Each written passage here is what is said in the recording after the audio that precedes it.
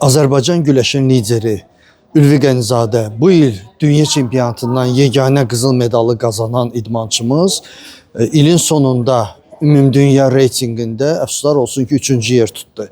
Yəni reytinqində müəyyən xüsusiyyətləri var. Dünya çempionu hələ o demək deyil ki, sən reytinqdə birinci olacaqsan. Ümumiyyətlə bu il elan olunan reytinqə görə 30 çəkidə Azərbaycan idmançılarının heç biri birinci yeri tuta bilmədilər. Sadəcə olaraq 4 idmançımız ikinci yerlə kifayətləndi, bəziləri isə üçüncü oldular. Bu əlavə bir idmançılarımız üçün stimuldur ki, gələn mövsüm üçün daha yaxşı hazırlaşsınlar və ümumdünya reytinqində öz yerlərini necə deyirlər gücləndirsinlər. Əlavə edək ki, reytinq sadə reytinq deyil və əlavə olaraq idmançılarımıza 11.000 manat gətirə bilərdi. Ancaq birinci yeri tutanlar üçün.